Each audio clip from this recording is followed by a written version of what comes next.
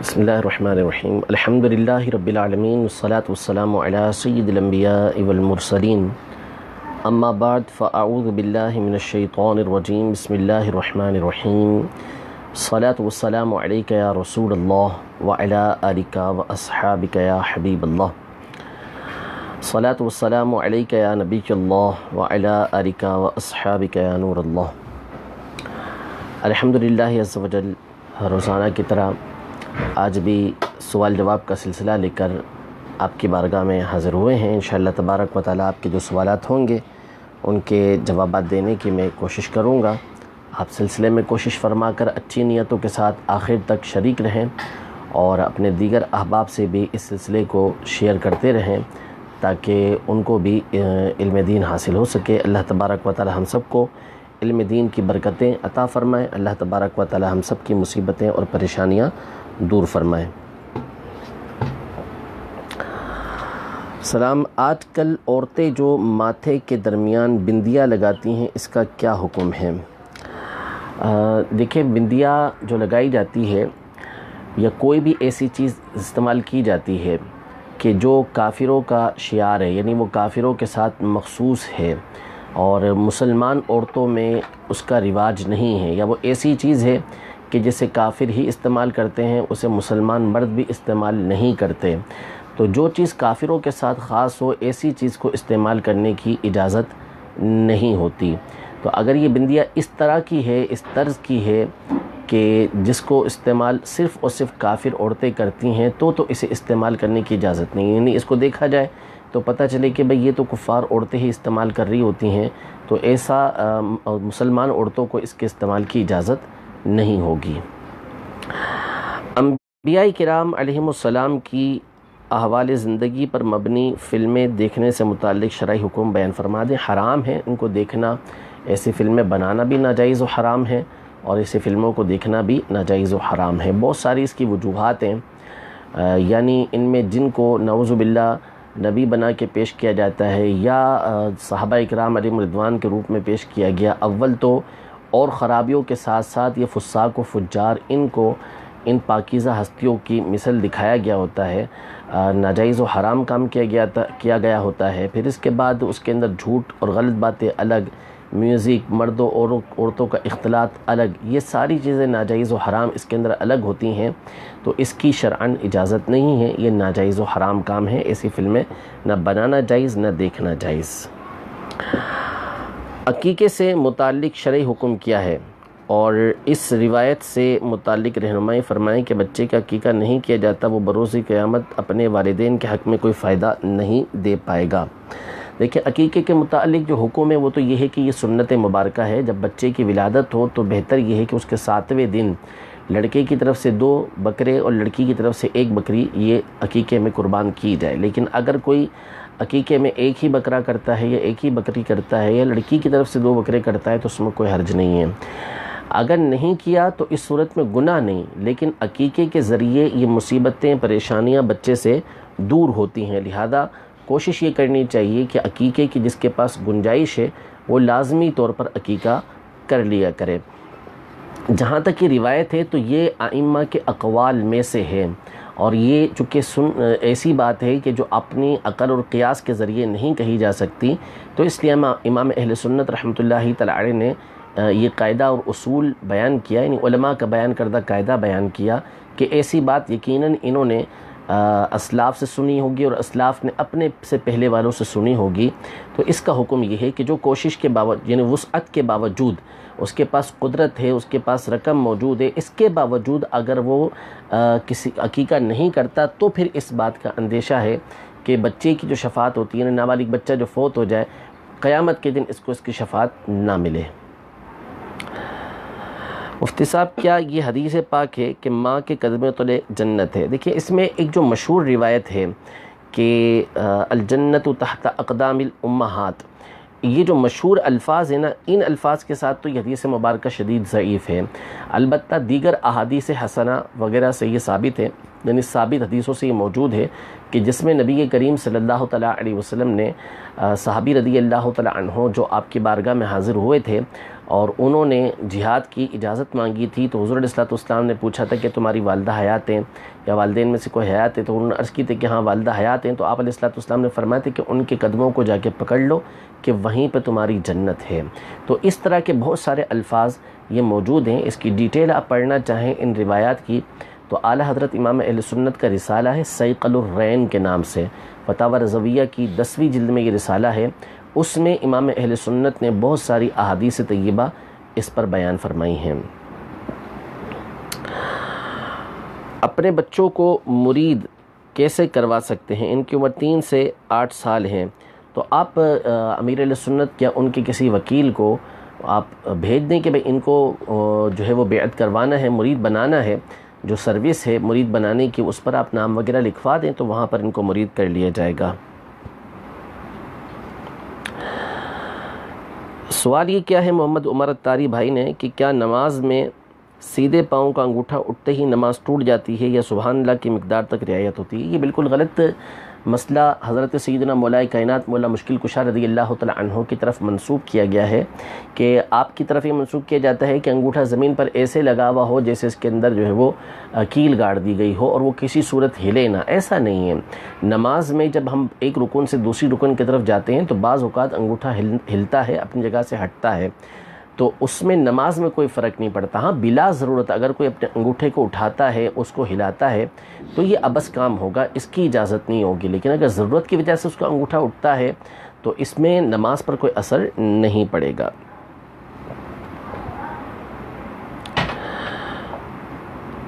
پڑھائی میں دل نہیں لگتا، وظیفہ عطا فرما دیں۔ سب سے بڑا وظیفہ یہ ہے کہ اپنے آپ کو اس کے اندر مگن کریں۔ ہاں حالات پڑھیں علماء کے جن کے مطالعے کی جو ہے وہ شہرت ہو، یا جو ہمارے اسلاف گزرے ہیں، بزرگان دین گزرے ہیں،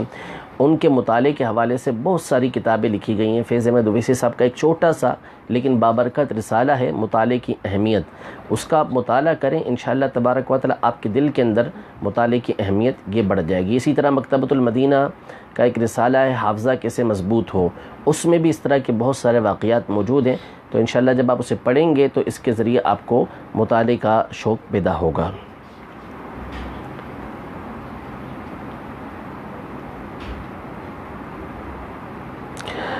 اگر کوئی مولوی صاحب اور حافظ حاجی نہ ہو،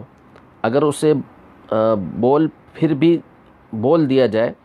تو کیا کہنے والا گناہ گار ہوگا؟ آج کل مولوی صاحب تو کم، یعنی علماء اور جو ائمہ ہوتے ہیں ان کو تو حاجی صاحب کم بولا جاتا ہے، جو پیسے والے ہوتے ہیں ان کو عام طور پہ حاجی صاحب بولتے ہیں۔ تو بہرحال جو حاجی ہو اسی کو حاجی بولنا چاہیے، جو حاجی نہیں ہے اس کو حاجی بولنے سے گریز کرنا چاہیے۔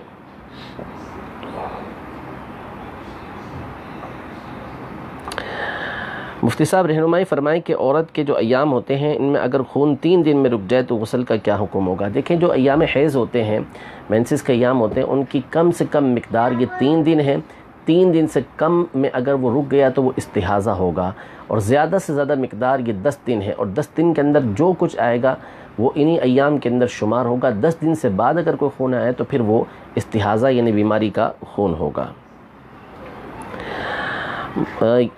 سوال یہ ہے کہ یا رب الارباب اس طرح دعا کرنا جائز ہے؟ جی جائز ہے۔ رب تو حقیقتاً اللہ تبارک و تعالی ہے، اور ارباب یعنی جو پرورش کرنے والے یا تمام جو پرورش کرنے والے ہیں ان کا بھی مالک، ان کا بھی پروردگار رب ہی ہے، یعنی حقیقی پروردگار اس کو یہاں پر پکارا جا رہا ہے۔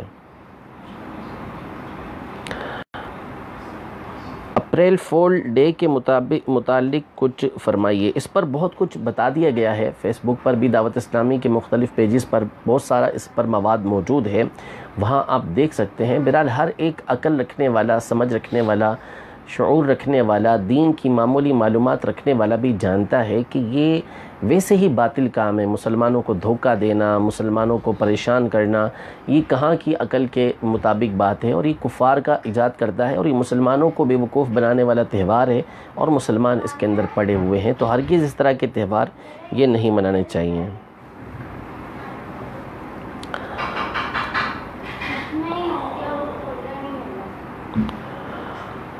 ادب کے لحاظ سے درود پاک پڑھنے کا مسنون طریقہ کیا ہے؟ دیکھیں، سب سے بہتر طریقہ کار تو یہ ہے، میں کئی مرتبہ اس پر بتاتا رہتا ہوں کہ بندے کو ویسے تو اٹھتے بیٹھتے چلتے پھرتے نبی کریم صلی اللہ تعالیٰ علیہ وآلہ وسلم کی ذات گرامی پر درود پاک پڑھتے رہنا چاہیے، البتہ دن رات میں کوئی ایک وقت ایسا مقرر کر لیں، جیسے صبح جو ہے وہ پہلے وقت میں کہ فجر کی نماز پڑھ کر آئے اور آپ نبی کریم صلی اللہ تعالیٰ علیہ وآلہ وسلم پر ایک مخصوص تعداد کے اندر درود پاک پڑھ لیں، پھر اس کے بعد اپنے دن کے دیگر کاموں کے اندر آپ مصروف ہو، یا پھر آپ رات سونے سے پہلے اس بات کا تہیہ کر لیں کہ اتنی مرتبہ میں نے توجہ کے ساتھ کھڑے ہو کر یا بعد بیٹھ کر نبی کریم صلی اللہ تعالیٰ علیہ وآلہ وسلم کی بارگاہ میں درود پاک پیش کرنا ہے۔ کیا یا علی کہنا شرک ہے؟ یا علی کہنا کیسے شرک ہو سکتا ہے؟ شرک کا واضح بین صاف ستھرا مطلب یہ ہے کہ جس طرح اللہ تبارک و تعالی معبود ہے، کسی دوسرے کو عبادت کے لائق سمجھنا، یہ ہے شرک۔ اللہ تبارک و تعالی یہ واجب الوجود ہے، یعنی خود سے ہے، اس کی تمام صفات اس کی ذاتی ہیں۔ اب اگر کوئی اور اس طرح کا عقیدہ رکھتا ہے کہ کوئی اور ہستی اللہ تبارک و تعالی کی طرح واجب الوجود ہے، خود سے ہے، اس کی صفات اس کی ذاتی ہیں، مثلا اللہ تبارک و تعالی خود سے سننے والا ہے، اللہ تبارک و تعالی خود سے دیکھنے والا ہے، اس کو کوئی یہ صفات دینے والا نہیں ہے، کوئی یہ صلاحیت دینے والا نہیں ہے۔ اب اگر کوئی اور کسی کے بارے میں یہ اعتقاد رکھتا ہے، حتیٰ کہ نبی کریم صلی اللہ تعالیٰ علیہ وسلم کی ذات گرامی کے بارے میں کہ وہ خود سے سنتے ہیں اللہ کے دیے بغیر، یا خود سے دیکھتے ہیں اللہ کے دیے بغیر، یا خود سے مدد کرتے ہیں اللہ کے دیے بغیر، تو یہ شرک ہے۔ باقی یا علی کہنا یہ کیسے شرک ہو سکتا ہے؟ یا علی تو جب بندہ کہتا ہے تو وہ سیدنا مولا کائنات مولا مشکل کشا رضی اللہ تعالیٰ عنہ کو پکار رہا ہوتا ہے، اور مولا مشکل کشا رضی اللہ تعالیٰ عنہ کو کوئی بھی خدا تسلیم نہیں کرتا، وہ ان کو اللہ کا بندہ ہی تسلیم کرتا ہے۔ حضرت مولا کائنات مولا مشکل کشا رضی اللہ تعالیٰ عنہ کا مقام و مرتبہ تو بہت بلند ہے۔ ایک حدیث حسن کے اندر جو سیدنا عبداللہ بن عباس رضی اللہ تعالیٰ عنہ اور دیگر صحابہ کرام علیہ رضوان سے مروی ہے کہ نبی کریم صلی اللہ تعالیٰ علیہ وآلہ وسلم نے ارشاد فرمایا کہ جب تم کسی ایسی جگہ پر ہو کہ جہاں تمہیں مدد کی حاجت ہو اور کوئی مدد کرنے والا نہ ہو، تو پھر تم یوں کہو، یا عباد اللہ اغیثونی، یا عباد اللہ اغیثونی، یا عباد اللہ اغیثونی، کہ اے اللہ کے بندو میری مدد کرو، اے اللہ کے بندو میری مدد کرو، اے اللہ کے بندو میری مدد کرو۔ اب آپ دیکھیں کہ یہاں پر نبی کریم صلی اللہ تعالیٰ علیہ وآلہ وسلم نے خود اس بات کی اجازت دی کہ بندے کا کوئی مونس و غمخوار نہیں ہے، کوئی وہاں پر مدد کرنے والا نہیں ہے، تو اللہ کے بندوں کو پکارنے کی حضور علیہ الصلوۃ اجازت مرحمت فرما رہے ہیں۔ امام احمد بن حنبل رضی اللہ تعالیٰ عنہ کے شہزادے یہ روایت کرتے ہیں اپنی سند کے ساتھ، بلکہ سند کی وہاں پر حاجت ہی نہیں ہے، وہ براہ راست اس کو روایت کر رہے ہوتے ہیں کہ امام احمد بن حنبل رحمۃ اللہ تعالیٰ علیہ ایک جگہ پر جا رہے تھے کہ ان کی سواری بھاگ گئی، تو انہوں نے اسی حدیث مبارکہ پر عمل کرتے ہوئے یہ الفاظ کہے کہ یا عباد اللہ احبسونی، کہ اے اللہ کے بندو میری اس سواری کو روکو، تو فوراً آپ کی سواری وہاں پر رک گئی، آپ نے اس پر عمل کیا۔ امام طبرانی رحمۃ اللہ تعالی علیہ نے اس حدیث مبارکہ کو نقل کرنے کے بعد ارشاد فرمایا ھذا مجرب،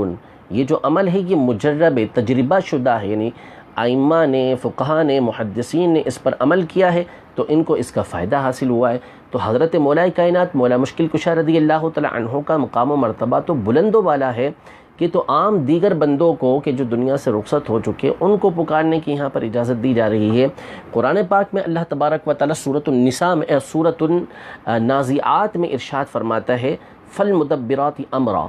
ان جانوں کی قسم، ان فرشتوں کی قسم کہ جو کائنات کے کام بناتے ہیں۔ کائنات کے کام بنانے والا اللہ تبارک و تعالی نے فرشتوں کو فرمایا، حالانکہ حقیقی طور پر کائنات کی تدبیر کرنے والا، کائنات کے کام بنانے والا یہ خود رب تبارک و تعالی ہے، لیکن فرشتے جو کام کر رہے ہوتے ہیں وہ اللہ تبارک و تعالی کی دی ہوئی قدرت سے، اللہ تبارک و تعالی کی مدد سے وہ کام کر رہے ہوتے ہیں۔ حقیقی حکم اللہ تبارک و تعالی ہی کا ہوتا ہے، وہ چاہتا ہے تو وہ کام ہوتا ہے، وہ نہیں چاہتا تو وہ کام نہیں ہو سکتا۔ شاہ عبدالعزیز محدث دہلوی رحمۃ اللہ تعالی علیہ تفسیر عزیزی میں اس آیت مبارکہ کے تحت ارشاد فرماتے ہیں کہ جس طرح فرشتے لوگوں کے کام بنا رہے ہوتے ہیں. جب اللہ کے نیک بندے اولیاء اس دنیا سے رخصت ہو جاتے ہیں تو ان کی روحیں بھی ان فرشتوں کے ساتھ ملحق ہو جاتی ہیں اور لوگوں کے وہ کام بناتی ہیں. تو جو آیات، جو روایات نازل ہوئیں کہ جس میں غیر اللہ کو پکارنے سے منع کیا گیا، وہ تمام کی تمام آیتیں یاد رکھیں. اس میں دو باتیں ہیں. پہلی بات کہ وہاں پر تدعون کے الفاظ ہیں، اور تدعون کا وہاں پر معنی جو ہے وہ آپ تفاسیر کو اٹھا کر دیکھ لیں، وہاں پر اس کا معنی کیا گیا ہے عبادت کا معنی، اور اس کی تائید جو ہے وہ سورۃ الاحقاف کے ابتدائی رکوع سے ہوتی ہے کہ جہاں پر اللہ تبارک و تعالی نے خود تدعون کا معنی یہ اگلی آیت کے اندر یہ عبادت کے ساتھ بیان فرمایا ہے کہ قیامت کے دن کافر جو ہے وہ جن کو پکارتے ہوں گے وہ ان کی عبادتوں سے غافل ہوں گے. تو تدعون کا معنی یعنی وہ تم پکارتے ہو، یا یدعون وہ پکارتے ہیں، اس کا معنی ہے عبادت، کہ وہ عبادت کرتے ہیں. دوسری بات یہ کہ یہ کفار کے جو بت ہوا کرتے تھے، یہ بت یہ بتوں کو اپنا خدا سمجھتے تھے، خدا سمجھ کے ان کی عبادت کرتے تھے اور پھر ان سے مدد مانگا کرتے تھے. مسلمان کا ہرگز یہ اعتقاد نہیں ہوتا کہ کوئی نبی، کوئی ولی، کوئی صحابی یہ خدا ہو، بلکہ وہ ان کو خدا کا بندہ سمجھتا ہے، خدا کا بندہ سمجھ کے ان سے مدد طلب کرتا ہے. تو جہاں منع کیا گیا ہے وہاں پر یہ اعتقاد رکھ کر منع کیا گیا ہے کہ ان کو معبود برحق ان کو معبود سمجھ کر، ان کو مستقل سمجھ کر ان سے مدد مانگی جائے. ورنہ اگر اللہ تبارک و تعالیٰ کے اولیاء سے مدد مانگی جاتی ہے تو ان پر یہ آیت چسپاں ہوتی ہی نہیں ہے. وہ معبود باطلہ تھے جن کے پاس کوئی قدرت، کوئی صلاحیت تھی نہیں، جبکہ یہاں پر اللہ تبارک و تعالیٰ کے اولیاء ہیں جو اللہ کے نیک بندے ہیں، صالح بندے ہیں. اللہ تبارک و تعالیٰ ان کو قدرت عطا فرماتا ہے. وما کان عطاء ربک محظورا، اور جب تیرا رب کسی کو عطا فرماتا ہے تو وہاں پہ کوئی روک ٹوک نہیں ہوتی، وہ جس کو جو چاہے عطا فرما دیتا ہے. حضرت عمر رضی اللہ تعالیٰ عنہ کے زمانے خلافت کے اندر قحط پڑا، زبردست قحط پڑا، تو حضرت بلال بن حارث المزنی رضی اللہ تعالیٰ عنہ یہ بارگاہ رسالت میں حضرت عمر رضی اللہ تعالیٰ عنہ کے دور کے اندر مزار اقدس پر حاضر ہوئے اور نبی کریم صلی اللہ تعالیٰ علیہ وسلم سے عرض کی کہ آپ اللہ تبارک و تعالیٰ سے ہمارے لیے بارش طلب کیجئے. نبی کریم صلی اللہ تعالیٰ علیہ وسلم ان کے خواب کے اندر آئے اور خواب میں آ کے آپ نے ان کو فرمایا کہ جا کے عمر کو خبر دے دو کہ عنقریب تمہارے اوپر بارش ہوگی. تو نبی کریم صلی اللہ تعالیٰ علیہ وسلم کے صحابہ کرام علیہم رضوان کا یہ طریقہ کار تھا. تو اس پر کثرت کے ساتھ دلائل علماء نے اپنی کتابوں کے اندر نقل کیے ہیں. تو حضرت علی رضی اللہ تعالیٰ عنہ کو پکارنا، ان سے مدد مانگنا یہ کوئی شرک نہیں ہے. مولا کائنات مولا مشکل کشا رضی اللہ تعالیٰ عنہ سے بالکل مدد طلب کی جا سکتی ہے. جلدی سے جاؤ، شاباش، یا ادھر بیٹھ جاؤ، جاؤ، شاباش.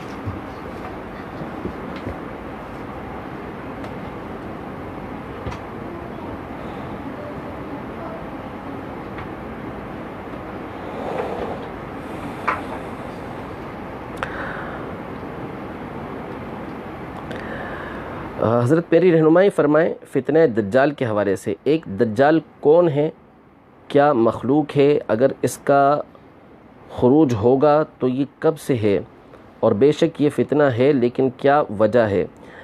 دیکھیں اس میں کل بھی میں کچھ بیان کر چکا ہوں تفصیل. انشاءاللہ تبارک و تعالیٰ میں کوشش کروں گا کہ ان قریب اس کے اوپر ایک کلپ ریکارڈ کروا کر اپنے پیج پر ڈال دوں، تو وہاں پر آپ اس کی تفصیل دوبارہ دیکھ لیجئے گا.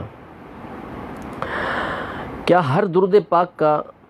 ایکول ثواب ہوتا ہے؟ دیکھیں یہ تو آپ کے اخلاص کے اوپر مبنی ہے کہ آپ جتنے اخلاص کے ساتھ پڑھیں گے اتنا ہی اس کے اوپر ثواب ہوگا. بعض درود پاک مخصوص ہیں، ان کی فضیلتیں جدا آئی ہیں کہ ایک مرتبہ پڑھنے کی وجہ سے ثواب بکثرت اللہ تبارک و تعالیٰ عطا فرماتا ہے. یا محمد کہنا کیسا ہے، جائز ہے یا نہیں؟ دیکھیں عام طور پہ جو عوام یا محمد کہتی ہے تو اس میں نبی کریم صلی اللہ تعالیٰ علیہ وآلہ وسلم کے نام کو پیش نظر رکھتی ہے. تو عوام کو یا محمد کی جگہ یا رسول اللہ، یا حبیب اللہ، یا نبی اللہ، یا رحمت للعالمین اس طرح پکارنا چاہیے. نام لے کے نبی کریم صلی اللہ تعالیٰ علیہ وسلم کو نہ پکاریں، اس لیے کہ نام جو لیا جاتا ہے وہ بڑوں کا نام نہیں لیا جاتا. آپ اپنے والد صاحب کو بلائیں گے تو ابو جان کہیں گے، امی کو امی جان کہیں گے، ظاہر ہے ان کا نام لے کے آپ نہیں پکاریں گے. تو اس لیے جہاں پر نبی کریم صلی اللہ تعالیٰ علیہ وآلہ وسلم کو پکارنا ہو تو آپ کی صفات کے ساتھ انہیں پکاریں، اور جہاں بعض روایتوں کے اندر یا محمد پکارنا آیا ہے تو اس کی علماء نے مختلف توجیحات بیان کی ہیں۔ ایک وجہ اس کے اندر یہ ہوتی ہے کہ جب اسلاف میں سے کسی نے اس طرح نام لیا تو ان کے پیش نظر نبی کریم صلی اللہ تعالیٰ علیہ وسلم کی صفات تھیں کہ محمد صلی اللہ تعالیٰ علیہ وسلم، اس کا ایک معنی ہے وہ ذات کہ جس کی بار بار حمد کی جائے، الذی یحمد حمدا بعد حمد، جس کی مسلسل تعریف کی جائے، مسلسل جس کی ثنا کی جائے، مسلسل جس کی توصیف کی جائے، ایسی ہستی کو محمد کہا جاتا ہے۔ تو ہمارے اسلاف نے جب نبی کریم صلی اللہ تعالیٰ علیہ وسلم کا نام لے کے پکارا تو پھر ان کے پیش نظر یہ معانی ہوا کرتے تھے، تو اس طرح پکارنا جائز ہو جائے گا، لیکن عام طور پہ عوام ان معنی کو پیش نظر نہیں رکھتی، اس لیے ان کو چاہیے کہ وہ نبی کریم صلی اللہ تعالیٰ علیہ وآلہ وسلم کا نام لے کے نہ پکاریں بلکہ آپ کی صفات کے ساتھ آپ کو پکاریں۔ اللہ تبارک و تعالی ہم سب کی مغفرت فرمائے۔ جنہوں نے دعاؤں کے لیے کہا ہے اس پر میں نے عرض کیا ہے کہ اللہ تبارک و تعالی ہم سب کی مغفرت فرمائے۔ سیدنا حضرت اویس قرنی رضی اللہ تعالی عنہ نے جب یہ سنا کہ آپ صلی اللہ تعالیٰ علیہ وآلہ وسلم کا دانت شریف جنگ احد میں شہید ہو گیا ہے تو آپ نے اپنے سارے دانت حضور صلی اللہ علیہ وسلم کی محبت میں شہید کر ڈالے،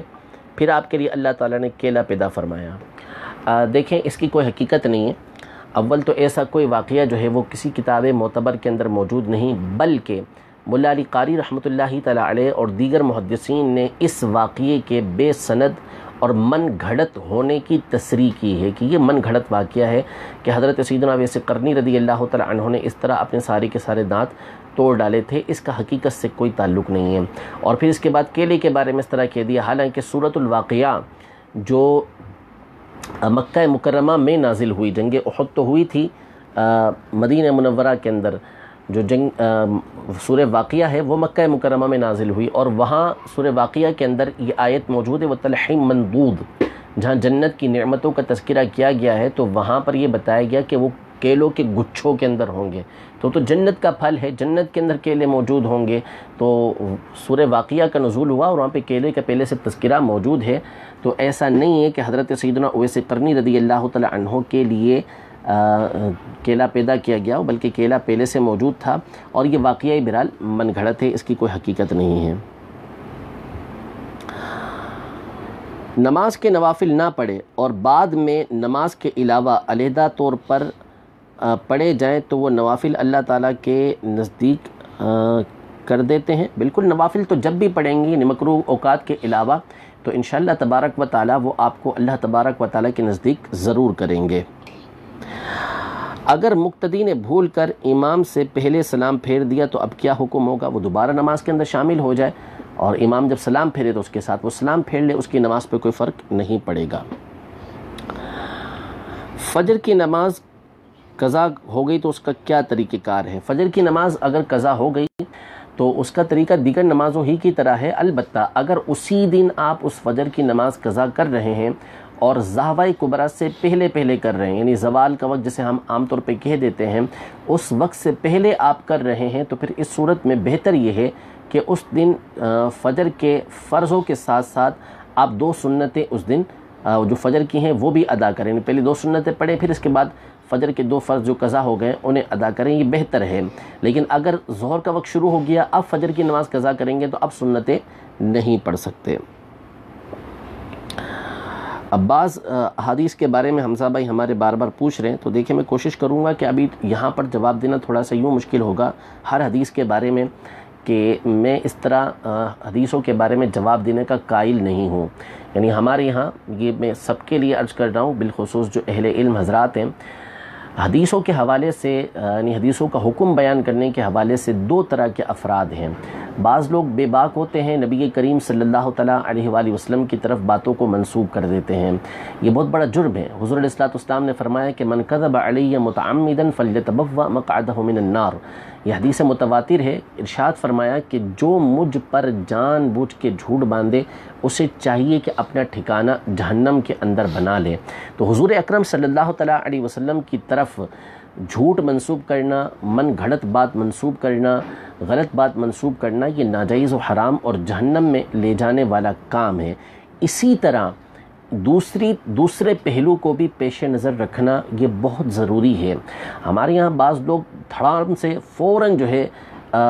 حدیث کے اوپر حکم لگا دیتے ہیں کہ جی حدیث ہی نہیں ہے، یہ موضوع ہے، یہ من گھڑت ہے۔ یہ بہت بڑی جرات کی بات ہے، اس طرح نہیں کرنا چاہیے۔ جب تک آپ کی کامل تحقیق نہ ہو جائے اس وقت تک، یعنی آپ نے دیکھ لیا کہ محدثین کرام نے کسی حدیث کے موضوع من گھڑت ہونے کا حکم دیا تو آپ اس کے اوپر حکم ذکر کریں، ورنہ اس طرح جلد بازی نہ کیا کریں کہ بعض اوقات وہ حدیث کسی مقام پہ مل جاتی ہے تو پھر بعد میں شرمندگی کا سامنا ہوتا ہے، اور شرمندگی تو الگ اپنی جگہ پر، آپ نے حکم شرعی بیان کر دیا، اس سے رجوع کرنا بھی آپ کو پڑے گا۔ تو اس لیے اگر آپ کے علم میں کوئی حدیث پاک نہیں ہے تو آپ اتنا کہہ دیں کہ مجھے اس کے بارے میں معلومات نہیں ہے، میں نے کسی کتاب کے اندر اس کو نہیں پڑھا۔ اس سے آپ کی ویلیو کے اندر کوئی کمی نہیں ہوگی، انشاءاللہ اس سے آپ کی ویلیو بڑھے گی۔ تو حدیثوں کے بارے میں بہرحال یہ احتیاط ضروری ہے کہ جس طرح نبی کریم صلی اللہ تعالیٰ علیہ وآلہ وسلم پر جھوٹ باندھنا، آپ کی طرف کوئی بات جو منسوب کرنا، غلط بات جھوٹ منسوب کرنا، یہ حرام ہے، جہنم میں لے جانے والا کام ہے۔ اسی طرح نبی کریم صلی اللہ تعالیٰ علیہ وآلہ وسلم کی طرف کی جو بات ثابت ہو اس کا انکار کر دینا یہ بھی حرام ہے۔ حضرت بلال حبشی رضی اللہ تعالیٰ عنہ سید تھے۔ دیکھیں سید کے دو یوں کہہ لیں کہ دو اعتبار سے اس کے معنی بنتے ہیں۔ ایک سید وہ کہ جو اصطلاحی سید ہوتے ہیں، اصطلاحی سید سے مراد وہ ہیں کہ جو سیدنا حسنین کریمین رضی اللہ تعالیٰ عنہما کی اولاد ہیں، یعنی حضرت امام حسن امام حسین رضی اللہ تعالیٰ عنہما کی جتنی بھی اولاد چلتی ہوئی آ رہی ہے یہ سید کہلاتی ہے، ان کو سید کہا جاتا ہے۔ اور ایک سید کا لغوی معنی ہے، سید کا معنی سردار، جیسے ہم کہتے ہیں سیدی اعلیٰ حضرت، سیدی امیر اہل سنت، سیدی ضیاء الدین مدنی رحمۃ اللہ تعالیٰ علیہ، یہ الفاظ ہم ذکر کرتے ہیں۔ تو یہاں پر سیدی کا مطلب ہوتا ہے کہ میرے سردار، تو ہم سیدنا یا سیدی اس طرح کے الفاظ ذکر کرتے ہیں، لیکن عام طور پہ جب ہمارے پاک و ہند کے اندر جب سید بولا جائے گا تو وہاں پر اس سے مراد حضرت حسنین کریمین رضی اللہ تعالیٰ عنہما کی اولاد ہوگی۔ تو اس لیے مطلقاً کسی کو سید نہیں بول سکتے، سیدی یا سیدنا کہہ کے ہم نے کسی کو پکارا تو پھر یہ ایک الگ بات ہے، اس طرح کہا جا سکتا ہے۔ لیکن جب کسی کو کہیں گے کہ فلاں سید ہے تو اس سے مراد ان کی ذات مبارکہ ہوگی۔ تو معنی کے اعتبار سے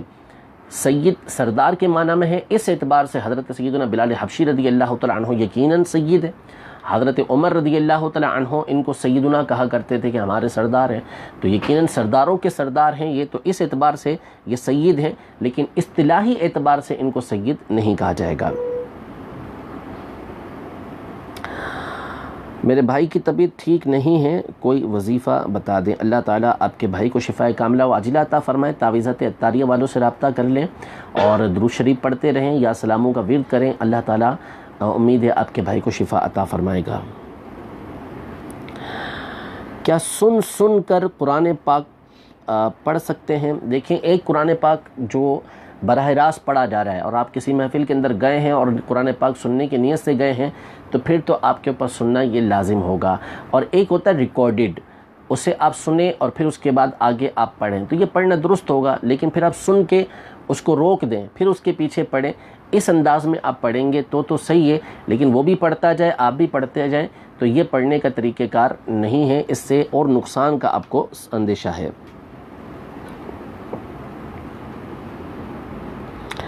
اگر کسی بیماری کے لیے کوئی صورت وظیفے کے طور پر پڑھی جائے، ایسے میں اگر آیت سجدہ آئے تو کیا کرنا ہوگا؟ بالکل اسے پڑھیں، آیت سجدہ چھوڑے نہیں، اور بعد میں آیت سجدہ جو آپ نے پڑھی ہے اس کا سجدہ بھی ادا کریں۔ بہت سے لوگ اس طرح کرتے ہیں، قرآن پاک پڑھتے ہیں،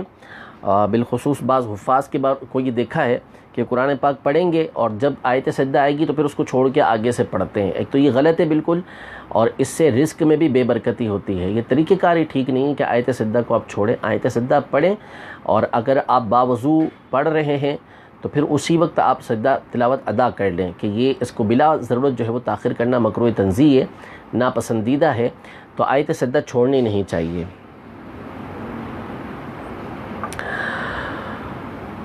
حافظ محمد تجمل سوال کر رہے ہیں کہ مفتی صاحب کیا حال ہے؟ الحمدللہ رب العالمین۔ زکوٰۃ فرض ہے ہونے کے لیے کیسے پتہ چلے گا کہ فرض ہوئی ہے؟ اس کا آسان طریقہ بتا دیں۔ دیکھیں اس کا نصاب معلوم کرنا ہوگا۔ زکوٰۃ کا جو نصاب ہے، یا تو آپ کے پاس 52.5 تولہ چاندی ہو، یا پھر آپ کے پاس 52.5 تولہ چاندی کے برابر ضرورت کے علاوہ رقم، یعنی جو ماہانہ آپ استعمال کرتے ہیں اس کے علاوہ آپ کے پاس رقم موجود ہے اور اتنی موجود ہے کہ جو 52.5 تولہ چاندی کے برابر ہو جائے گی، یا آپ کے پاس 7.5 تولہ سونا ہے، یا بیچنے کا سامان آپ کے پاس اتنا ہے کہ جو 52.5 تولہ چاندی کے برابر ہو جاتا ہے، تو پھر اس صورت میں آپ کے اوپر زکوٰۃ لازم ہو جائے گی۔ یہ تمام کے تمام ملا کر 52.5 تولہ چاندی کے برابر پہنچ جاتا ہے تو پھر اس صورت میں آپ کے اوپر زکوٰۃ لازم ہوگی۔ لیکن جیسے 10 شعبان کو پہلی دفعہ آپ کے پاس اتنا سامان آیا ہے، تو پھر اگلے 10 شعبان تک اگر آپ کے پاس اتنی مقدار کے اندر سامان موجود ہے تو آپ کے اوپر زکوٰۃ واجب ہوگی۔ لیکن اگر اگلی 10 شعبان تک آپ کے پاس اتنا مال موجود نہیں تو پھر اس صورت میں آپ کے اوپر زکوٰۃ لازم نہیں ہوگی۔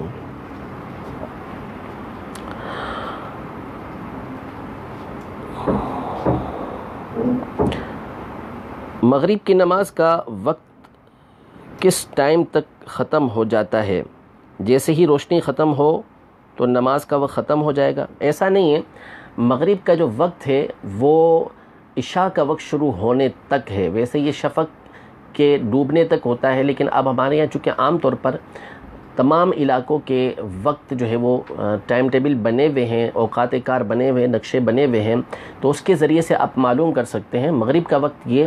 عشاء کا وقت جب شروع ہوگا تو اس وقت ختم ہوگا، آخر وقت تک اس کا وقت رہتا ہے۔ لیکن مغرب کے اندر فوری طور پہ پڑھنی چاہیے۔ 2 رکعت کی تاخیر یہ مکروہ تنزیہی ہے، اور اتنی تاخیر کرنا کہ ستارے قریب قریب ہو جائیں یہ مکروہ تحریمی ہے، بلا ضرورت ایسا کرنا۔ سفر کے دوران صرف فرض پڑھنے کی اجازت ہے؟ مثال کے طور پر اگر ظہر پڑھنی ہو تو صرف 2 فرض پڑھ لیے جائیں۔ یہ بہت بڑی غلط فہمی ہے ہمارے یہاں پر کہ بعض لوگ یہ سمجھتے ہیں کہ سفر میں سنت پڑھنے کی اجازت ہی نہیں، نفل پڑھنے کی اجازت ہی نہیں۔ ایسا نہیں ہے، سفر کے دوران اگر آپ کو موقع ملتا ہے تو آپ سنتیں ادا کریں، حتیٰ کہ اگر آپ کسی مقام پر پہنچ گئے ہیں اور روا روی کا عالم نہیں ہے، آپ کسی جگہ پہ ٹھہرے ہوئے ہیں اور بآسانی آپ سنتیں پڑھ سکتے ہیں تو پھر سنتیں پڑھنی ہی چاہیے۔ سنتیں آپ چھوڑیں نہ، سنتیں پڑھ بھی سکتے ہیں، اور سنتوں کی جتنی رکعتیں ہیں اتنی ہی رکعتیں پڑھنی ہوں گی۔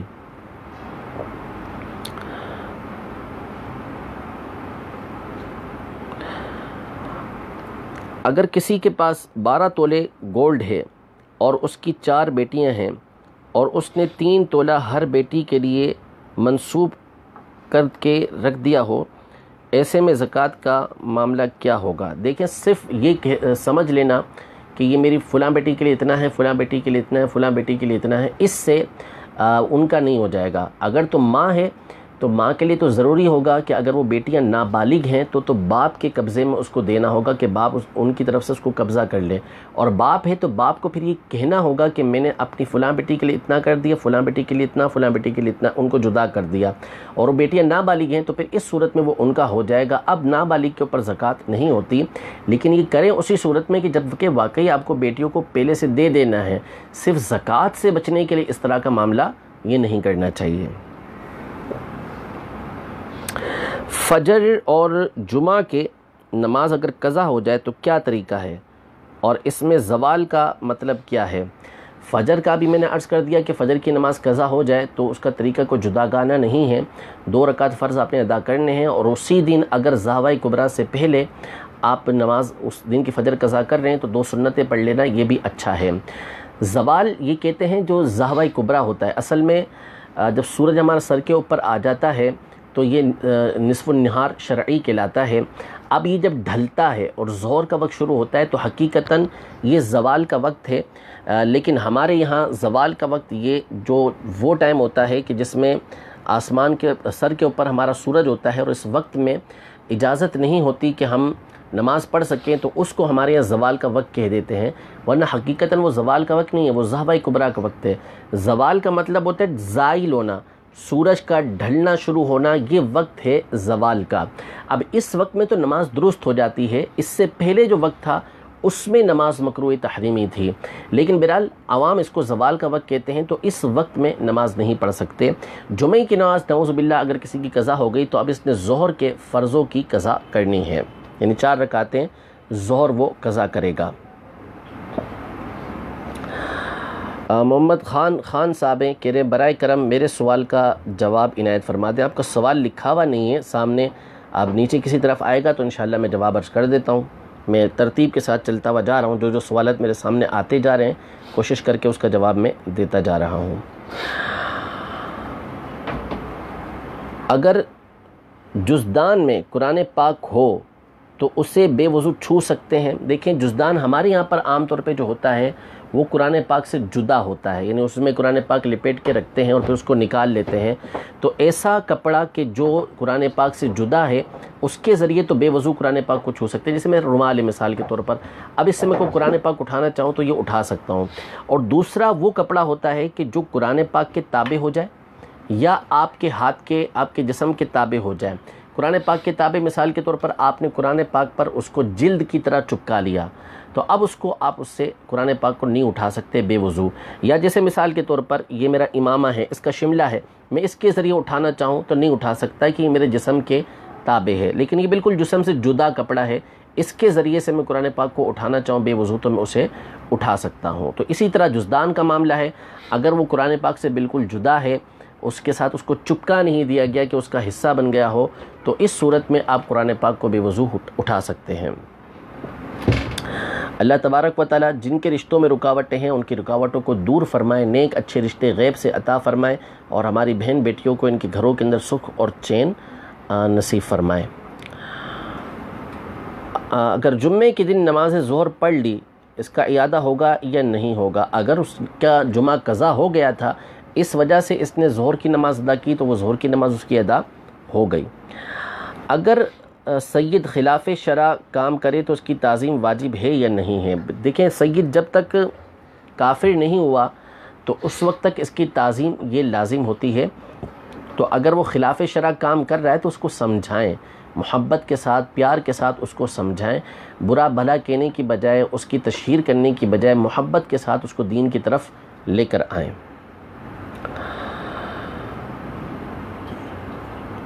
نماز جمعہ کے 2 فرض ہیں، باقی سنتیں کس طرح پڑھیں؟ چار سنتیں پہلے پڑھیں گے، اس میں نیت یہ کریں گے کہ جمعے سے پہلے کی 4 سنتیں ہیں. 4 سنتیں 2 فرض کے بعد پڑھیں گے، اس میں نیت یہ کریں گے کہ یہ 4 سنتیں جمعے کے بعد کی ہیں.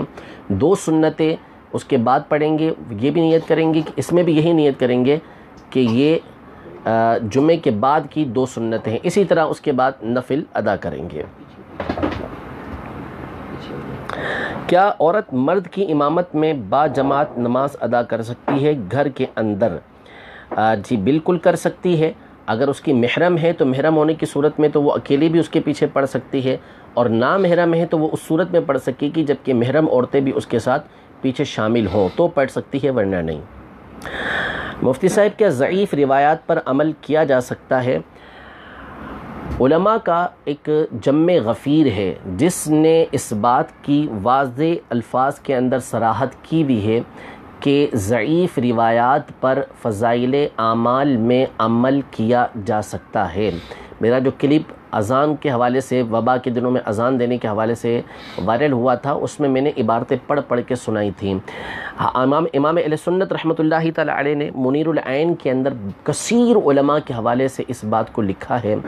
کہ انہوں نے اس بات کی صراحت کی ہے کہ جو فضائل اعمال ہوتے ہیں اس میں روایت جب تک موضوع من گھڑت نہیں ہے، اس کو گھڑا نہیں گیا، وہ جھوٹ نہیں ہے، تو اس میں عمل کرنے میں کوئی حرج نہیں ہے. اس کی ایک بڑی مثال میں نے یہ عرض کی تھی، ویسے تو میں نے عبارتیں پوری بیان کی تھی، اس کے اندر نکال کے کتابوں سے دکھا کے بیان کی تھی، لیکن ایک بڑی بات یہ کہ امام بخاری رحمۃ اللہ تعالی علیہ ان کی کتاب الادب المفرد کے نام سے انہوں نے اس کتاب کے اندر ضعیف روایتوں کو بھی جمع کیا، اور مستقلاً، یہ نہیں کہ شاہد کے طور پر یا جو ہے وہ متابعت کے طور پہ پیش کیا ہو، مستقلاً آپ نے وہ احادیث ذکر کی کہ جو سندن ضعیف ہیں لیکن چونکہ فضائل اعمال کے اندر ہیں تو اس لیے امام بخاری رحمۃ اللہ تعالی علیہ اس کو لے کر آئے ہیں. اس پر کئی علماء کی کئی کتابیں موجود ہیں جس میں ادلہ کے ساتھ اس بات کو ثابت کیا گیا ہے کہ جب معاملہ فضائل کا ہو، جب معاملہ ترغیب کا، کسی عمل کی ترغیب دلانے کا ہو، ترہیب کا ہو، کسی عمل سے روکنے کی ہو، تو پھر اس میں جب تک روایت موضوع من گھڑت نہیں ہے اس پر عمل کرنے میں کوئی حرج نہیں ہوا کرتا.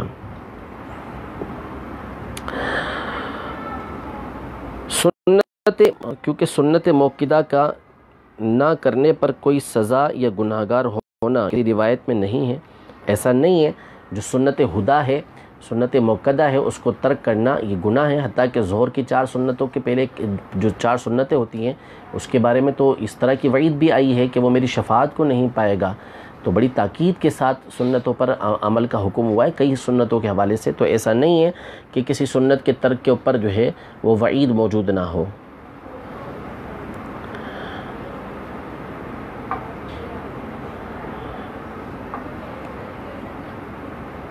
نماز میں اتحیات میں چوکڑی مار کر بیٹھنا کیسا ہے؟ اگر تو کوئی مجبور ہے، یعنی نہیں بیٹھ سکتا 2 زانوں، اب اس کو مجبوراً جو ہے وہ چوکڑی مار کر بیٹھنا پڑتا ہے، 4 زانوں آلتی پالتی مار کر وہ بیٹھتا ہے، تو بیٹھنا جائز ہے، یعنی یہ سنت مبارکہ ہے کہ 2 زانوں بیٹھا جائے، لیکن اگر کوئی معذور ہے تو اس کو اجازت ہے کہ وہ چوکڑی مار کر بیٹھ سکتا ہے۔ کیا مسجد میں سینیٹائزر استعمال کیا جا سکتا ہے؟ جی کیا جا سکتا ہے، اس میں حرج نہیں ہے، استعمال کر سکتے ہیں۔ کھانا کھاتے وقت یا گاڑی چلاتے وقت قرآن پاک کی تلاوت سن سکتے ہیں؟ میرے اور میرے والدین اور گھر والوں کے لیے دعا فرمائیے، اللہ تعالی ہم سب کی مغفرت فرمائے، ہم سب پر رحم فرمائے، ہمارے حال زار پر رحم فرمائے، اس مصیبت اور پریشانی کے ایام کو اللہ تبارک و تعالی جلدی ہم سے دور فرمائے، آسانی ہمارے لیے پیدا فرمائے۔ کھانا کھاتے وقت یا گاڑی چلاتے وقت قرآن پاک سنیں گے تو توجہ آپ کی اس کے اوپر نہیں رہے گی، یعنی عام طور پہ ریکارڈڈ ہی سنتے ہیں، تو اگرچہ کہ اس کا سننا فرض و واجب نہیں ہے، لیکن جو بہتر طریقہ کار ہے کہ قرآن پاک جب بھی سنا جائے تو توجہ کے ساتھ سننا چاہیے، تو اس لیے بہتر ہے کہ ایسے موقع پر قرآن پاک نہ چلایا جائے۔ اور گاڑی چلاتے وقت بھائی احتیاط کی بہت ضرورت ہے، اگر تو آپ کسی ایسے مقام پہ گاڑی چلاتے ہیں کہ جہاں پر اندیشہ ہے آپ کے ایکسیڈنٹ وغیرہ ہونے کا، توجہ ہٹنے کا، تو پھر تو اس میں آپ گاڑی میں کسی طرح کی کوئی چیز نہ چلایا کریں، کہیں ایسا نہ ہو کہ اللہ نہ کرے کہ ایکسیڈنٹ وغیرہ نہ ہو جائے۔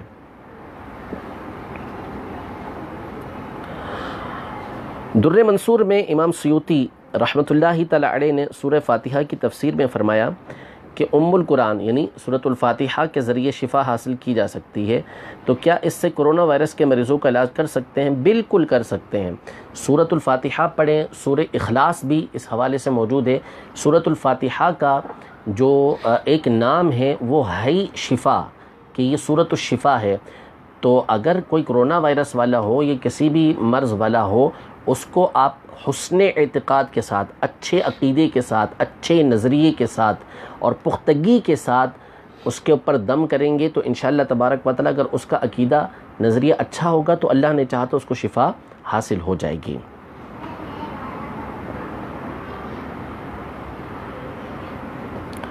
بنت عارف، ان کا سوال ہی واضح نہیں ہے، کسی کو بلانے کے لیے تم کہہ سکتے ہو، لوگ کہتے ہیں قرآن میں اللہ نے تم سے خطاب کیا السلام۔ آپ کا سوال تھوڑا سا واضح نہیں ہے، سوال آپ واضح کر دیجئے۔ السلام علیکم، آپ کی خدمت میں سوال عرض ہے، میرے والد صاحب کے پاس، وعلیکم السلام، میرے والد صاحب کے پاس 40,000 کے پرائز بونڈز اور والدہ کے پاس 3 تولہ سونا ہے، کیا ان میں سے کسی ایک پر زکوٰۃ واجب ہوگی؟ دیکھیں، اگر تو آپ کی والدہ کے پاس فقط 3 تولہ سونا ہے، اس کے علاوہ ان کے پاس اور کچھ نہیں ہے، نہ چاندی ہے، نہ ضرورت کے علاوہ رقم ہے، نہ بیچنے کا سامان ہے، تو ان کے اوپر زکوٰۃ فرض نہیں ہوگی۔ اور آپ کے والد صاحب کے پاس بھی فقط 40,000 کے بونڈ ہیں، اس کے علاوہ اور کچھ بھی نہیں ہے، تو ابھی جو نصاب چل رہا ہے 52.5 تولہ چاندی کا، وہ 45,000 سے ابو ہی ہے، تو لہذا فقط 40,000 کی بنیاد پر ان کے اوپر زکوٰۃ لازم نہیں ہوگی۔ ہاتھ میں کٹ لگ گیا، خون نکل رہا تھا، ہاتھ دھو کر بینڈیج لگایا، پھر کچھ دیر بعد ہاتھ پھر دھویا، تو کیا جو پانی ٹپکا وہ پاک ہے یا ناپاک ہے؟ اگر تو خون موجود تھا اور خون اس پانی کے ساتھ ٹپکا ہے تو اس صورت میں تو وہ پانی ناپاک ہوگا، ورنہ وہ پانی ناپاک نہیں ہوگا۔ بغیر میت کے قبر کی زیارت کرنا کیسا ہے؟ اس پر کوئی حدیث ہے تو وہ بھی بتا دیں، اور وہ کس کتاب میں ملے گی؟ یوں روایت موجود ہے جو شاہ عبدالعزیز محدث دہلوی رحمۃ اللہ تعالیٰ علیہ نے نقل کی ہے، اور شاہ عبدالعزیز محدث دہلوی رحمۃ اللہ تعالیٰ علیہ کے حوالے سے اعلیٰ حضرت رحمۃ اللہ تعالیٰ علیہ نے نقل کی ہے کہ جو کسی ایسی قبر کی زیارت کرے کہ جس کے اندر کوئی مردہ موجود نہیں ہے تو اس کے اوپر لعنت آئی ہے۔ جیسے بعض لوگ فرضی قبریں بنا لیتے ہیں بزرگوں کی، اس کے اندر کوئی مردہ وغیرہ موجود نہیں ہوتا، تو ایسی سیدھے بیٹھ جاؤ نا، ادھر بیٹھ جاؤ، ایسی قبر ہے کہ جس کے اندر کوئی مردہ وغیرہ موجود نہیں ہے، تو ایسی قبر کی زیارت جو ہے وہ کرنا یہ مناسب کیا بلکہ جائز ہی نہیں ہے، اور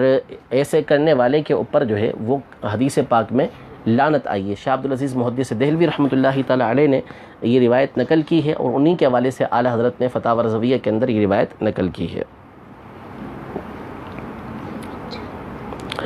میرا سوال یہ ہے کہ اگر فجر کی جماعت ہو رہی ہے تو پہلے سنت پڑھیں یا جماعت کے ساتھ نماز پڑھیں؟ اگر جماعت کے ساتھ نماز پڑھتے ہیں تو سنت کس ٹائم پڑھیں؟ اس میں دیکھیں، اگر آپ آئے، جماعت ہو رہی ہے، امام صاحب جس مقام پر ہیں آپ کو پتہ ہے کہ اگر آپ سنتیں پڑھیں گے تو اس صورت میں آپ کی نماز نکل جائے گی، تو حکم جماعت نکل جائے گی، تو آپ کے لیے حکم یہ ہے کہ آپ فوراً جماعت کے ساتھ شامل ہو جائیں، اور پھر جب سورج طلوع ہو جائے تو اس کے 20 منٹ کے بعد آپ وہ سنتیں ادا کر لیں زاویہ کبریٰ سے پہلے، اور اگر آپ آئے اور آپ کو امید ہے کہ امام کے سلام پھیرنے سے پہلے آپ امام کے ساتھ جماعت کے اندر شامل ہو جائیں گے، تو پھر حکم یہ ہے کہ آپ سنتیں پڑھیں، پھر اس کے بعد آپ جماعت کے اندر شامل ہو جائیں۔ اگر میچ میں جوا ہو تو اس میں جوا نہ لگانے والے بھی کھیلیں تو کیا یہ بھی گناہ گار ہوں گے؟ جی بالکل، وہ بھی گناہ گار ہوں گے، اس طرح کے کھیل کھیلنے کی اجازت نہیں ہے۔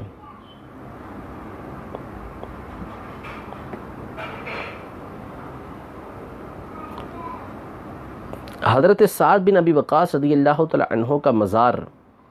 چین میں ہے۔ میرا سوال یہ ہے کہ حضرت سعد بن ابی وقاص رضی اللہ تعالیٰ عنہ نے چین کی طرف ہجرت کیوں کی؟ دیکھیں، حضرت سعد بن ابی وقاص رضی اللہ تعالیٰ عنہ جو عشرہ مبشرہ میں سے ہیں،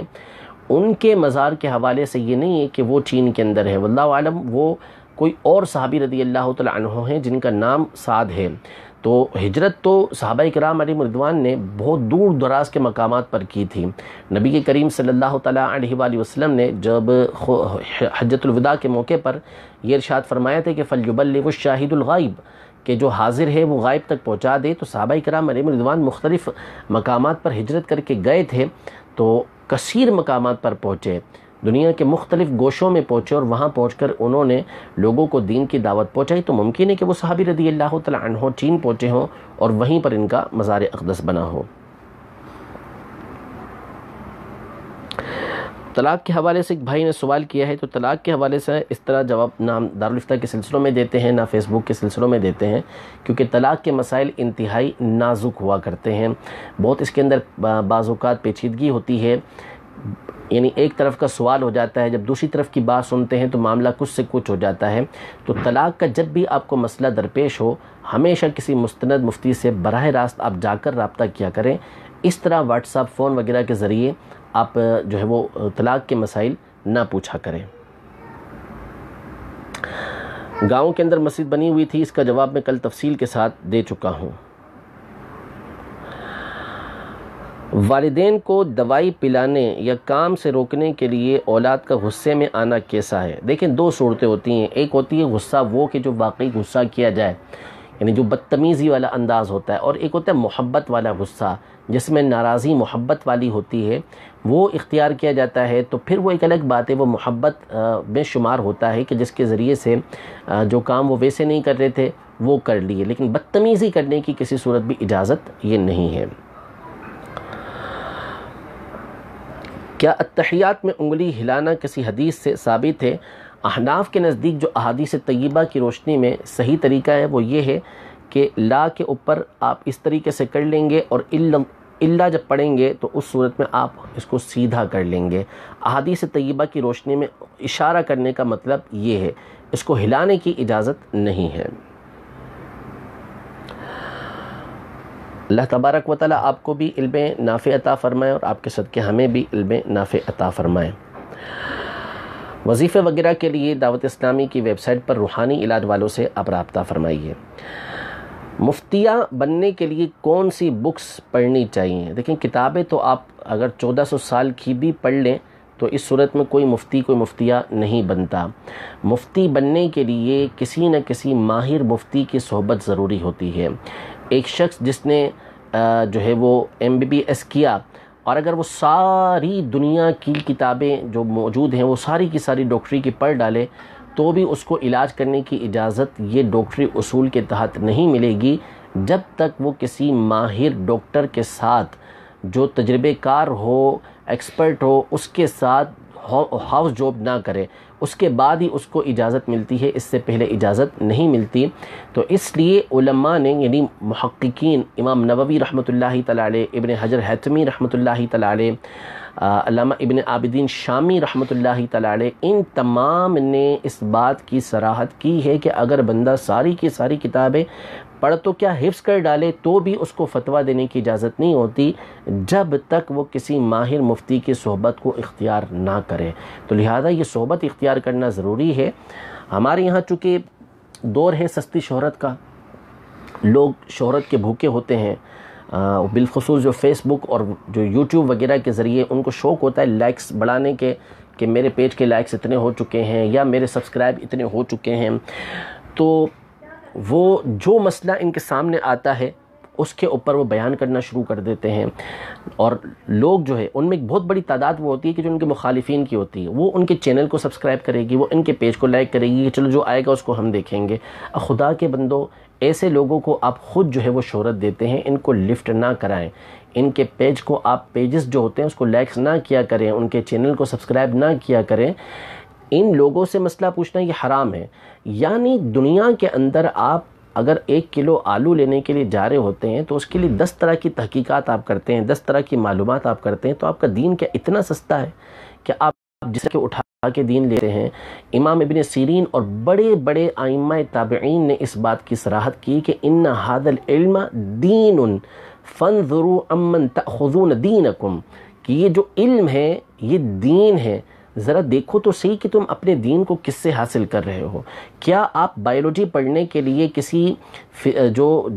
MBBS کر رہا ہو، جو بایولوجی آپ کو پڑھنا ہوگی، تو کیا آپ کسی ایسے شخص سے جا کر پڑھیں گے کہ جس کو بایولوجی کا کوئی تجربہ نہ ہو، جس نے کسی ماہر استاد سے بایولوجی نہ پڑھی ہو؟ کیا آپ کو MBBS کرنا ہو تو اس کے لیے کیا آپ انجینئرنگ کے کالج کے اندر جو ہے وہ داخلہ لیں گے؟ آپ کو جو کام کرنا ہے دنیاوی اعتبار سے کرنا ہے تو اس کے لیے آپ متعلقہ افراد سے رابطہ کرتے ہیں۔ تو آپ کا دین اتنا سستا کیسے ہو گیا کہ آپ اس کے لیے جس کا چاہتے ہیں کلپ سن لیتے ہیں، جس کے باتیں ہیں چاہتے ہیں آپ باتیں سن لیتے ہیں، اور پھر اس کے بعد اپنے آپ کو پریشانی کے اندر ڈال دیتے ہیں؟ تو ایسا نہ کریں۔ دین کے جو ماہر علماء ہیں، مستند علماء ہیں، انہی سے آپ دین کا علم حاصل کریں۔ دیکھیں اس میں یہ نہیں ہے ویلیو، عزت دینے والا، ویلیو دینے والا یہ اللہ تبارک و تعالیٰ ہے۔ اللہ کا فضل و احسان ہے کہ علماء کی عزت ویسے ہی موجود ہے لوگوں کے دلوں کے اندر، گھٹانے والے گھٹانے کی کوشش کرتے رہتے ہیں، لیکن اللہ تبارک و تعالیٰ کی رحمت سے ان کے دلوں سے، لوگوں کے دلوں سے عزتیں گھٹتی نہیں۔ جو لوگ یہ سمجھتے ہیں کہ ہماری ویڈیو کو اتنے لوگ دیکھ لیتے ہیں، یا کچھ لوگ ایسے ہوتے ہیں کہ ان کی ویڈیو کی وجہ سے لوگ پریشانی کے اندر مبتلا ہو جاتے ہیں، تو وہ یہ سمجھتے ہیں کہ ہم نے بہت بڑا مار کا سر کر لیا۔ یہ تو قیامت کے دن پتہ چلے گا کہ کس نے کون سا مار کا سر کیا ہے، لیکن اس کے پیج کے لائکس بڑھ جانا یا اس کے چینل کے سبسکرائب بڑھ جانا یہ اس کی درست ہونے کی دلیل نہیں ہوتی۔ میں تو ایسے کو کہتا ہوں کہ وہ ڈانس کر کے دکھا دے تو ان کی جو ویڈیو ہوگی اس پر آپ دیکھیں کہ کتنے زیادہ ویوز آ جائیں گے، دیکھنے والے کتنے زیادہ آ جائیں گے۔ تو بھئی جب آپ ایسی باتیں کریں گے تو لوگ تو پریشان ہو کے دیکھیں گے اور آپ کے ویوز بڑھتے چلے جائیں گے، اور آپ وہی بزرگان دین والی باتیں کریں گے، قرآن و حدیث کی باتیں آپ لوگوں کو اس انداز میں بتائیں گے کہ جو صحابہ اور اسلاف نے سمجھی ہیں۔ قرآن و حدیث کی باتیں وہ کہ جو صحابہ اور اسلاف نے جس طرح سمجھ کے آگے بیان کی ہیں، وہ جب آپ بیان کریں گے تو پھر آپ وہی بیان کریں گے جو علماء نے بیان کیا ہے۔ بہت سے لوگ اس طرح کی باتیں کرتے ہیں کہ جی ہم فلاں کی بات مانیں یا فلاں کی بات مانیں، یعنی ہم امام اعظم کی بات مانیں یا نبی کریم صلی اللہ علیہ وسلم کی بات مانیں۔ تو ظاہر ہے کہ کون سا مسلمان ہوگا جو یہ کہے گا کہ امام اعظم کی بات نبی کریم صلی اللہ تعالیٰ علیہ وسلم کے مقابل مانی جائے گی، بات تو نبی کریم صلی اللہ علیہ وسلم کی مانی جائے گی، لیکن ہم آپ سے یہ سوال کرتے ہیں کہ دین کو آپ نے درست طریقے سے سمجھا یا امام اعظم ابو حنیفہ نے نبی کریم صلی اللہ تعالیٰ علیہ وسلم کے طریقہ کار کو صحیح طریقے سے سمجھا؟ وہ جو تابعین کے دور میں تھے، جو تبع تابعین کے دور میں تھے، جو صحابہ کے بالکل نزدیکی لوگ تھے، جنہوں نے اپنی زندگی دین کو سیکھنے کے اندر گزار دی، جن کا مقصد دین کے پیغام کو آگے پہنچانا تھا، جن کا مقصد دین کے مسائل کو حل کرنا تھا، انہوں نے دین کے مسائل کو صحیح طریقے سے سمجھا یا آپ نے صحیح طریقے سے سمجھا؟ آپ وہ ہیں کہ جنہوں نے کسی ماہر استاد کے پاس صحیح طریقے سے تعلیم بھی حاصل نہیں کی، تو آپ دین کو صحیح طریقے سے سمجھیں گے یا امام اعظم ابو حنیفہ نبی کریم صلی اللہ تعالیٰ علیہ وسلم کی بات کو صحیح طریقے سے سمجھیں گے؟ آپ نبی کریم صلی اللہ تعالیٰ علیہ وسلم کی حدیث کی صحیح تشریح سمجھیں گے یا امام مالک رحمۃ اللہ تعالیٰ علیہ جن کی زندگی نبی کریم صلی اللہ تعالیٰ علیہ وسلم کی احادیث کو بیان کرتے ہوئے گزری وہ صحیح طریقے سے سمجھیں گے؟ آپ نبی کریم صلی اللہ تعالیٰ علیہ وآلہ وسلم کی حدیث سے صحیح مسئلہ نکال سکیں گے یا امام شافعی رحمۃ اللہ تعالیٰ علیہ جنہوں نے اپنی زندگی نبی کریم صلی اللہ تعالیٰ علیہ وسلم کی احادیث کو سیکھنے کے اندر گزار دی، وہ صحیح طریقے سے نبی کریم صلی اللہ علیہ وسلم کی حدیث سے مسئلہ بیان کریں گے؟ آپ صحیح طریقے سے نبی کریم صلی اللہ تعالیٰ علیہ وسلم کی احادیث کو لوگوں تک پہنچا کر اس کا صحیح معنی بیان کر سکیں گے یا امام احمد بن حنبل رضی اللہ تعالیٰ عنہ اس کو صحیح طریقے سے بیان کریں گے، جنہوں نے حدیث کی ترویج کے لیے کوڑے کھائے، جنہوں نے دین کی سربلندی کے لیے اپنی جانیں پیش کی، وہ صحیح طریقے سے بیان کریں گے یا آپ بیان کریں گے؟ تو یہ سمجھنا چاہیے کہ جنہوں نے دین کے لیے اپنی زندگیاں وقف کی وہ صحیح طریقے سے نبی کریم صلی اللہ تعالیٰ علیہ وسلم کے فرمودات کو، آپ کے فرامین کو سمجھنے والے ہیں۔ تو کوئی یہ نہیں کہتا کہ امام اعظم ابو حنیفہ کی بات نبی کریم صلی اللہ علیہ وسلم کے مقابل مانی جائے گی یا دیگر ائمہ کی بات کو نبی کریم صلی اللہ علیہ وسلم کے مقابل مانا جائے گا۔ بات یہ ہے کہ سمجھنا یہ آپ کے بس کی بات نہیں، سمجھا انہوں نے اور انہوں نے اس کو سمجھ کے صحیح طریقے سے ہم تک بیان کیا ہے۔ تو یہ ایک جھانسا ہے، ایک دھوکہ ہے کہ اس طریقے سے بیان کرنا کہ ہم امام مالک کی بات مانیں یا نبی کریم صلی اللہ علیہ وسلم کی بات مانیں۔ تو ہم یہ سوال کرتے ہیں کہ بات آپ نے صحیح سمجھی ہے یا امام مالک نے نبی کریم صلی اللہ تعالیٰ علیہ وسلم کی صحیح سمجھی ہے؟ میں بہت ساری مثالیں اس کے اوپر پیش کر سکتا ہوں۔ ایک طرف کی حدیث بیان کر دی جاتی ہے، حالانکہ صرف ایک بات کو، ایک آیت کو، ایک حدیث کو سن سمجھ کے عقیدہ اور مسئلہ بیان نہیں کیا جاتا، بلکہ تمام احادیث طیبہ کا جب احاطہ کیا جاتا ہے تو اس کے بعد مسائل کو صحیح طریقے سے سمجھا اور بیان کیا جا سکتا ہے۔ تو خدا را اپنے ایمان کی حفاظت کیجئے، اپنے عقیدے کی حفاظت کیجئے، مستند معتمد سنی علماء کے بیانات کو، ان کے کلپس کو سنا کریں، ورنہ پھر اپنے عقیدے کا جو ہے وہ خرابی کے ذمہ دار آپ خود ہوں گے۔ اللہ تبارک و تعالی ہم سب کے عقیدے کی، ہمارے نظریے کی یہ حفاظت فرمائے۔ میں کسی سے ادھار پکڑ کر کسی ضرورت مند کی مدد کر سکتا ہوں؟ دیکھیں، اگر تو آپ کو اس بات کی امید ہے کہ آپ یہ قرضہ ادا کر دیں گے، جیسے مثال کے طور پر ابھی حالات اس طرح کے چل رہے ہیں تو بہت سے لوگوں کے پاس ابھی ویسے رقم ہوگی لیکن ابھی نہیں ہے، تو اب وہ یہ چاہتے ہیں کہ وہ کسی کی مدد کرنا چاہیں اور ان کو ادھار مل رہا ہے، لیکن پتہ ہے کہ جیسے یہ دن گزریں گے تو وہ رقم ادا کر دیں گے، تو پھر ٹھیک ہے، آپ قرضہ لے کے ان کی مدد کریں، انشاءاللہ تبارک و تعالی اللہ آپ کی مصیبتوں کو، پریشانیوں کو دور فرمائے گا۔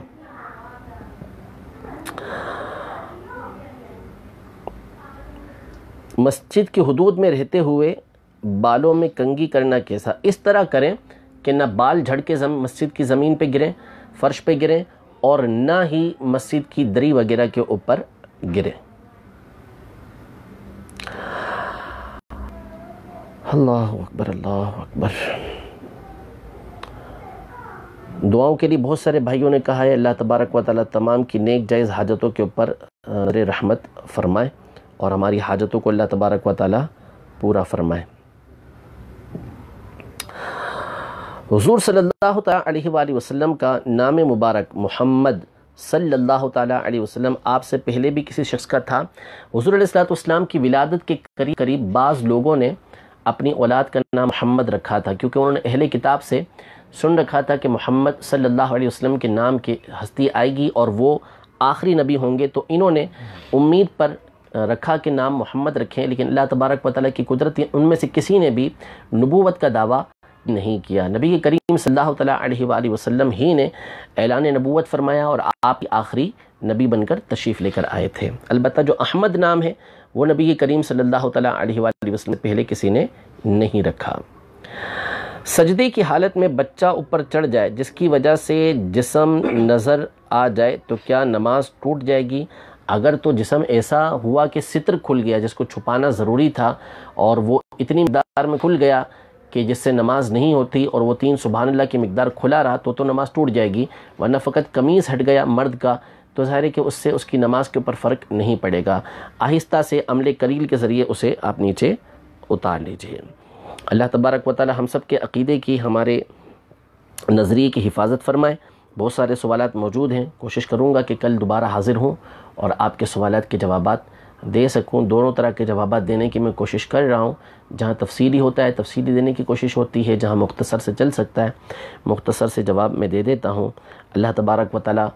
ہم سب کی حفاظت فرمائے، ہماری اولاد کی حفاظت فرمائے، ہمارے پورے خاندان کی حفاظت فرمائے، اور ان ایام کو، پریشانی کے ایام کو اللہ تبارک و تعالی جلدی دور فرمائے۔ دوبارہ وہ رونق مسجدوں کی، کعبۃ اللہ المشرفہ کی، نبی کریم صلی اللہ تعالیٰ علیہ وسلم کے مبارک روزے کی جلد سے جلد وہ رونق اللہ تبارک و تعالی ہمیں واپس عطا فرمائے، اور دوبارہ ہم نبی کریم صلی اللہ علیہ وسلم کے مبارک روزے پر با ادب بازوق انداز میں حاضر ہوں، حج بیت اللہ کی سعادت ہم سب کو حاصل ہو۔ آمین بجاہ النبی الامین صلی اللہ تعالیٰ علیہ وآلہ وسلم۔